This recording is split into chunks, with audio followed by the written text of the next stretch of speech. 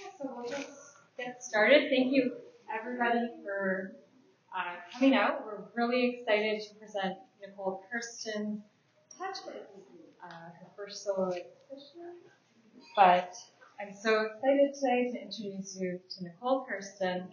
Nicole has flown in from Calgary, Alberta, to be here with us today. We're thrilled to welcome her to our new gallery space here at Old Ottawa South.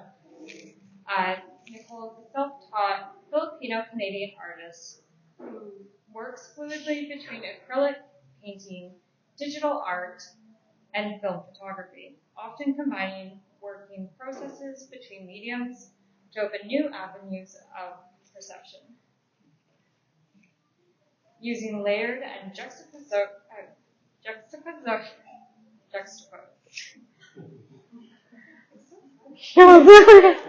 imagery allows her subjects to transition between the digital and the material world. Touch is Nicole's first solo exhibition at World Space Gallery. Nicole has recently exhibited in numerous galleries and art fairs across Ontario and beyond. Her work is held in private collections in Canada and the United States. I'm going to pass it off to Nicole to share more about her process and inspiration behind her body of work. Thank you for coming. Oh, thank you. To be honest, I'm quite surprised that there's a lot of people here that I'm not related to. So thank you for coming here to view my work and Richard's work as well. So this body of work is called Touch, and it started in 2015. There's two basic elements about my work. And so the first part, which it began in 2015, when my partner and I were living in the United States. And I had to travel between New York City and Toronto because, I couldn't work in the United States legally. So I had to go back to Toronto every few weeks to maintain residency. And what I would do is I would photograph using film photography, 35 millimeter film photography. I would film my partner's hand in a kind of reaching position, like kind of reaching towards me, and then I would document it. And then when I would travel back to Toronto, I would rewind the film and do a double exposure and do my hand with a similar kind of gesture. And so I created this whole series rather, called Living in Two Spaces. So it was really about wanting to have connection with someone that I cared deeply about and not being able to be in the same space, but still maintaining this sense of connection and touch. And then fast forward to 2020, a few years after that, we moved, my partner and I moved to Calgary from Toronto. We had 2 kids. So so from when I moved to Calgary, I began working with oil paints. And so what I would do in pieces like this, I would use my painting palette, scan it at high resolution, and then I would manipulate it digitally and would create these digital collages. And so I combined these two mediums, and what I wanted to do, what the difference between living in 2 spaces and these palettes is that my experiences now have changed. I have 2 children. I have a home base. We're all together. We're all connected. So it's like these 2 worlds colliding. And so I found this to be a sense of connection. So I combined these 2 mediums together. And so what I wanted to do was create these kind of portals where everything on the outside, the paint palette, is kind of facilitating this portal of connection. And within it, we have the imagery of the hands actually getting close together. So each piece here, they're separated in sections. So in 4 sections. So with each section, They're tonally different in terms of like color, composition slightly. And with each composition, they come closer to each other. The hands here, it's more of like a sense of longing. Here, there's actually now the hands are connecting. And this is also within the same section. And then it ends in this piece here in the middle where now there's no portal. It's all a uniform image. So the connection is complete in that sense where there's no need for this extra space to exist. They exist together. And so everything has the hands, everything has the palette, and in that particular piece, you can't really distinguish that there's hands. They're there, but they're the hands of my partner and myself. But it's a singular piece. It's a singular form, and that's kind of like the end of that. But anyways, so that is essentially touch. So if you have any questions about it, please feel free to shout it out or anything like that. This is the first time that I'm actually doing an artist talk, so please forgive my sweatiness or awkward stuttering or anything like that. But this is a very intimate body of work for me. Not just the fact that I'm showing my hands and my partner's hands, but these past few years have been really quite transformative for me personally. And being able to make this work while having two children, two small children under the age of who are 3 and 5, while still being able to make it work and have the support of Wall Space has been incredible for me. So I guess that's it. And I would like to thank Wall Space for everything. Trish is still here, or she's not. Oh, there, hi Trish. She was very integral in having me represented here, and it's been incredible. And the fact that I'm able to fly here, although without my family, because who wants to fly with 2 small children? Not me. Is it's incredible. So thank you so much for coming here to this opening and for indulging me in this talk. And if you have any questions, please feel free to either say now or come to me personally, and I will try my best to not fumble my words and talk about my work. Thank you.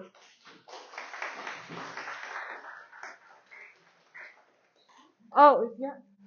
Your work is obviously very process driven, and you're melting all these different medias together. How do you know when your piece is done? Like where, if you know, it's all this process, when do you stop? Like, Oh, that's a good question. I mean, like even for this last piece, I had posted on Instagram. Yes, Instagram, I'm millennial, sorry. Uh, different variations of it. And sometimes it just takes like sitting with it and also stepping away. I find that if I'm just looking at it too much, I think too much about it. And I think stepping back is a good way for me personally to find when something is complete, to feel like when it's complete. And sometimes it's just like, oh, yeah, I think it's time to stop. So, but luckily for all these pieces, it was kind of like an instantaneous process where I just knew, believe it or not. It sounds like that's it. Yes. So when you were starting to take the pictures of your hands and your partner's hands, did you have in your imagination already this sort of format for that work? Like when you were starting the pictures of those, how did you think that they were going to be used? Oh, I didn't think about this at all. No, I just thought more about that idea of, well, I guess the idea of longing was always there. Um, and it's hard to maintain a long distance. It's not that far. New York and Toronto is not that far, but it's still a distance. It's still a distance, and trying to uh, maintain a relationship when you're like in a different place from your partner is difficult. So that was really kind of like a way for me to express that through my work. And I think for many artists, it's so personal, whether it's purposeful or not, or intentional to do it. Uh, it's it is a reflection of who you are, and so to be able to document that was more of like it was a because I couldn't work in the United States. I used this time to create artwork, and that was my way of expressing myself and the experiences that we were having at the time. I think I was thinking too of the moment of taking those photos of the hands, because of course what we're not including is how emotional that moment is, and how emotional the very act of having your husband reach his hand toward you. And it's like, you can either kill the magic by saying I was trying to make the photos. But it is like the act of taking the pictures, what you really come away feeling. Right. Yeah. Like, did you feel like you were going to use the photos, or did the photos exist as a gesture that just on its own was enriching? Well, I had spoken to someone earlier. I'm putting you in the spot. I'm sorry. Talking about how film photography. One of the things about it is that there has to be a lot of thought into doing it. Now, when you're you're taking photographs with your phone, you're taking a million, and you can look through it and you can edit it later, and it looks amazing. But in that moment, you're purchasing this roll of film, which now is crazy expensive, and you have like 25, 35 shots left, and you're looking through a little viewfinder and hoping that it's going to turn out. And there's a sense of consciousness in terms of taking that photograph. But in that moment, I think, because it is such an intimate kind of subject, there's like a sense of I felt like there was a sense of urgency to just take it and to experience it in that moment versus being like, okay, Dave, reach for me like you've never seen me, you haven't seen me in 10 years and you're just like longing to just cuddle me affectionately. No. So it was really, in that sense, instantaneous, though I really didn't take that many photographs, because also it was hard to do it, personally to do it. It's difficult to be in a committed relationship with someone and be living in a different space. Shout out to my sister for letting me stay at her place in Toronto while I had to do this. So yeah, I hope that answers your question. Yeah. I love the family support. Oh, thank you.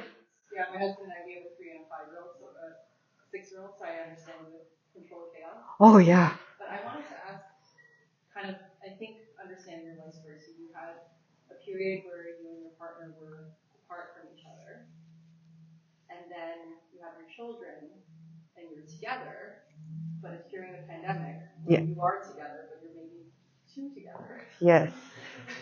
Right? That's the thing.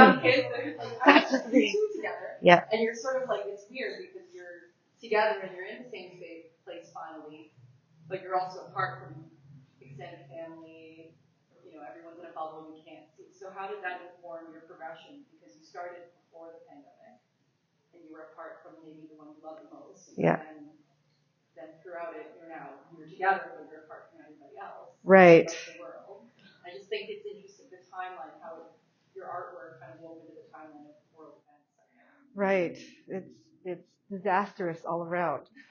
But I think like for the artwork that I composed during the pandemic and with my family, admittedly I'm a homebody. So and I am an introvert, so I like alone time, space with my family. So we were lucky. My partner is also quite the introvert, so we were okay with us just being together. My daughter, on the other hand, I don't think she'd say that. She is an extrovert. God knows why, how that happened. But what was interesting about this practice, about my practice when I moved to Calgary, is that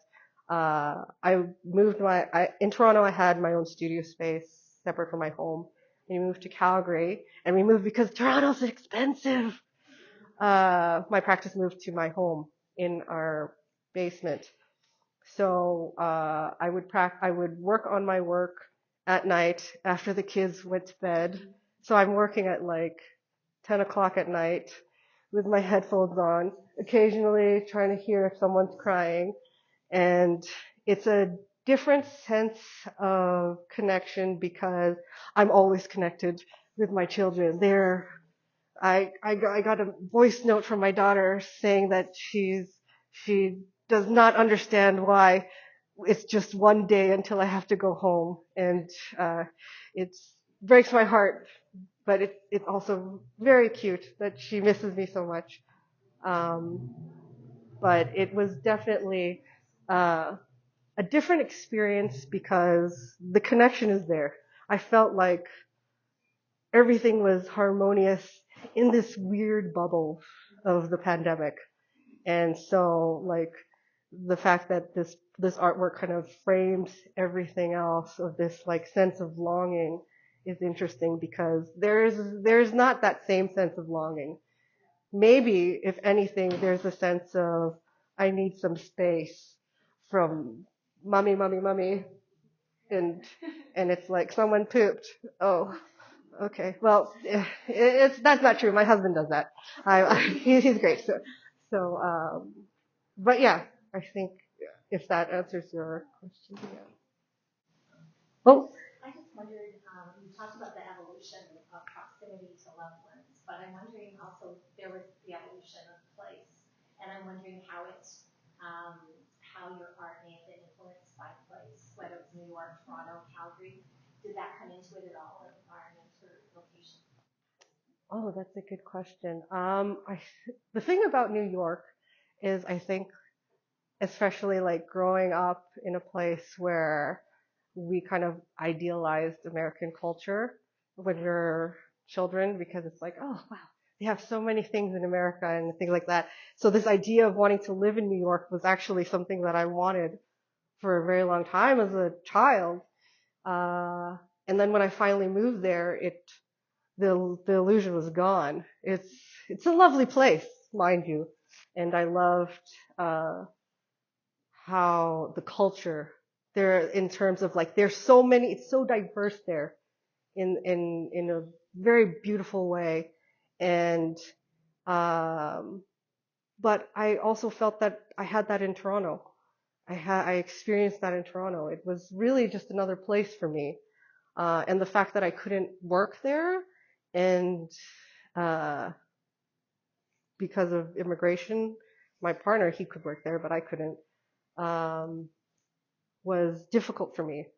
So I guess in that sense, that sense too, definitely informed my work because it was really like, being able to practice art was kind of my form of work.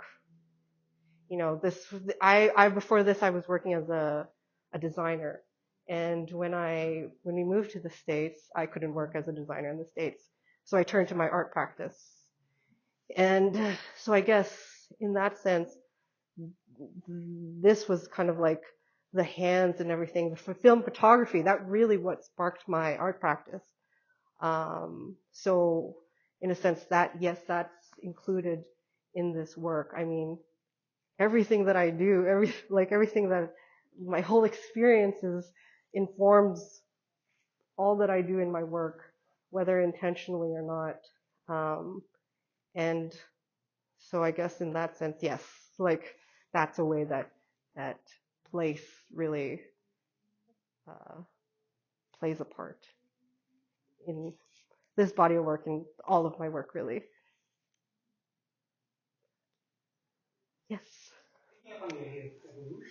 what's next? What are you working on right now? Oh, well, so I do paint.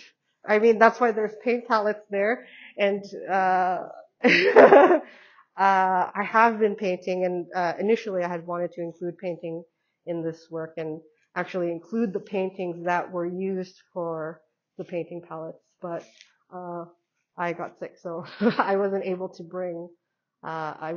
work on those pieces in time to bring them here. So Instagram reveals to us what you're working on? yes, yes, it will. I mean, school started for the children, so hopefully that means more time to work on my painting, and that will probably be my focus for the next year or so.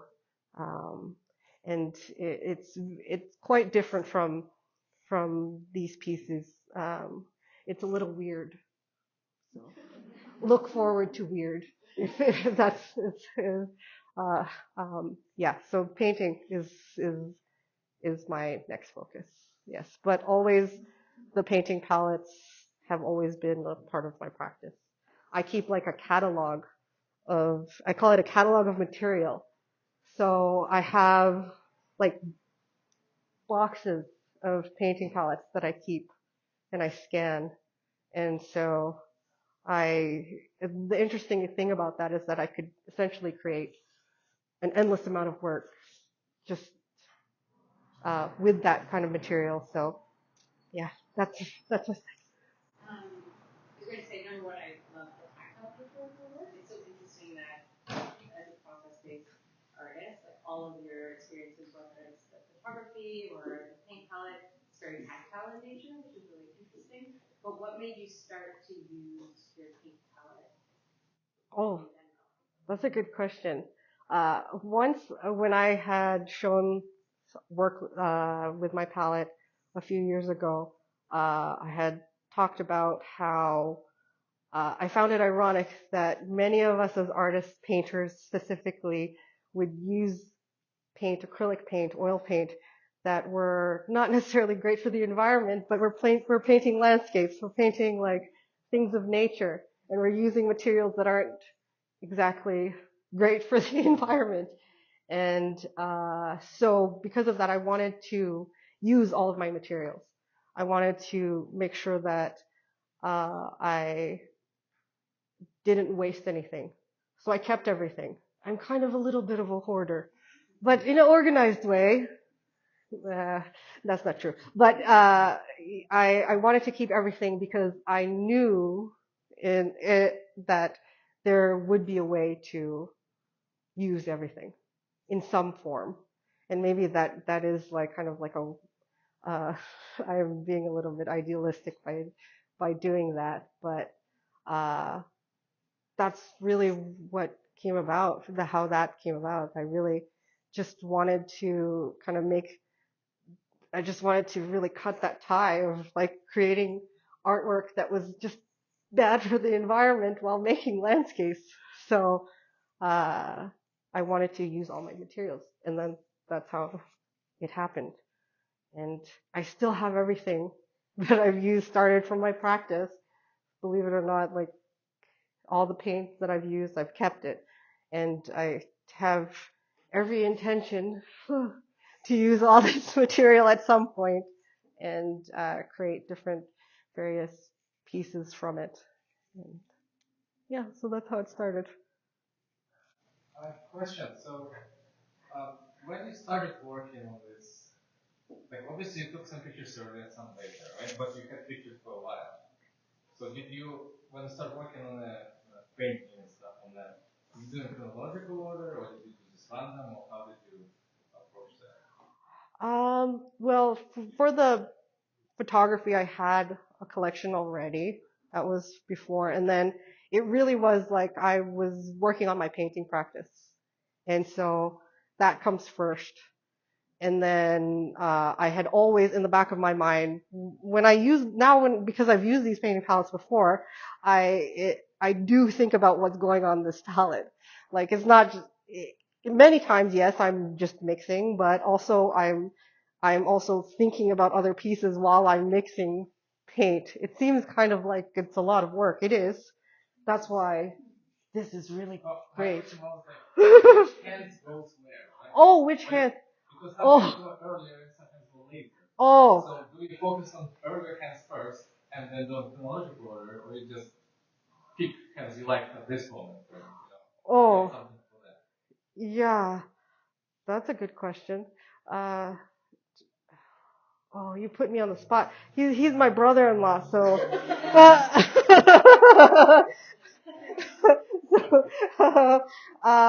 Well, I guess like for the hands, it was I really just documented it. So I documented. So first it was my partner's hands, and I documented what the positioning was and everything like that, and then I did it myself. So the way that, so for Dave, I guess, my partner, his was more of an organic process, and it wasn't just like, okay, hold it like this and whatever. And then for me, I know what's happening, and so in my heart, yes, I'm longing for him, but also conscious of the positioning of my hands.